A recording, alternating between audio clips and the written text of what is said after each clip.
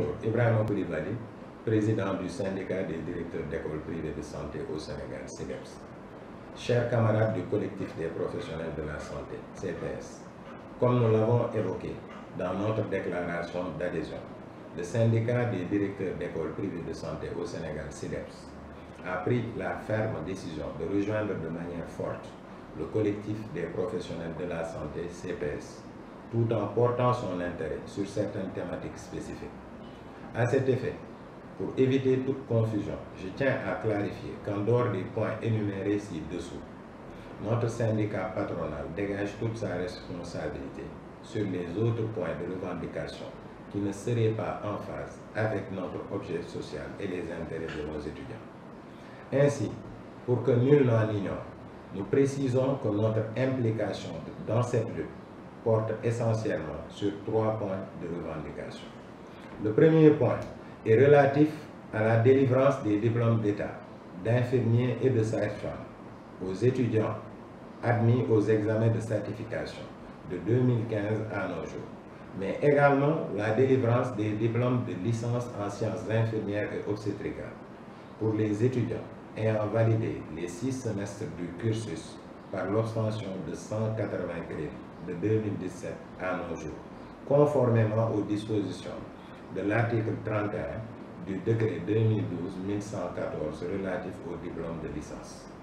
Cette situation préjudiciable aux établissements privés d'enseignement supérieur et aux étudiants est la résultante de l'initiative irrégulière du ministère de la Santé et de l'Action sociale consistant à délivrer des attestations de licence en violation des dispositions de l'article 6 du décret précité relatif à l'habilitation à délivrer le diplôme de licence.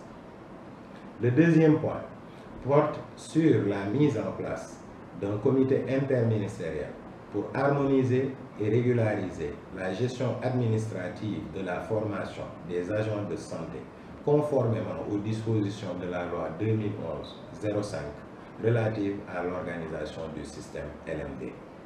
En effet, à l'heure actuelle, nos établissements privés de formation sont dans une situation hybride qui découle du fait qu'ils sont placés sous la tutelle de 3 ministères.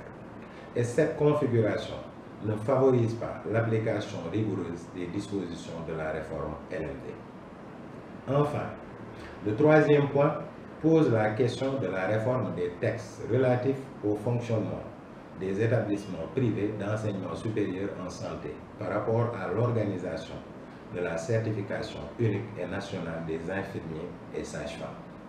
En référence aux dispositions de l'article 15 de la loi 94-82 portant statut des établissements d'enseignement privés, aucune confusion ne doit être possible entre la licence et le diplôme d'État. Par conséquent, avec l'avènement du système LMD, il s'avère nécessaire de repenser la pertinence et éventuellement de réformer les dispositions réglementaires qui fondent la légitimité de l'examen de certification, car en aucun cas le diplôme d'État ne saurait se substituer à la licence. En outre, au regard des forts taux d'échec, l'examen de certification nationale constitue un obstacle majeur pour l'accès aux soins de santé. Alors qu'au Sénégal, les ratios de couverture en personnel de santé qui font état d'un infirmier pour 5 942 habitants et d'une sage-femme pour 2 233 femmes en âge de reproduction sont largement inférieurs à la norme de l'OMS. C'est pourquoi il devient crucial de renforcer la performance du dispositif de formation des infirmiers et des sages-femmes, d'autant plus que ce personnel constitue la porte d'entrée en matière de soins pour les populations. Déjà, avant l'organisation de l'examen de certification de la première promotion de licence en sciences infirmières et obstétricales, certains directeurs d'établissements privés d'enseignement supérieur en santé, dont moi-même, avaient pris l'initiative de porter à la connaissance des ministères de tutelle certaines insuffisances notées dans la planification et la mise en place de ce nouveau curriculum.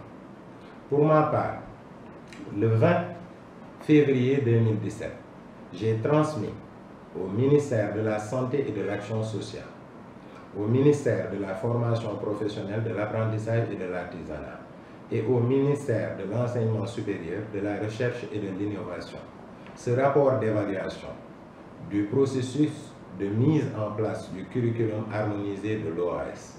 Ce document que je tiens entre mes mains faisait l'état des lieux des problèmes fondamentaux au plan réglementaire et pédagogique. Malheureusement, aucune suite n'avait été donnée à cette correspondance et cette absence de réponse a favorisé la persistance des perturbations notées dans le système de formation des agents de santé au Sénégal. Aujourd'hui encore, conscient de l'enjeu de la situation et considérant notre détermination à y remédier, nous lançons un appel aux autorités afin de trouver les solutions idoines et définitives à l'ensemble de ces problèmes dans les meilleurs délais.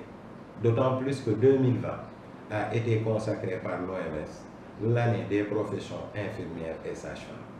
Dans cette dynamique, notre démarche consiste dans un premier temps à déposer des recours hiérarchiques auprès du médiateur de la République et des départements ministériels concernés dans l'espoir d'un règlement à l'amiable de ces problèmes d'intérêt général.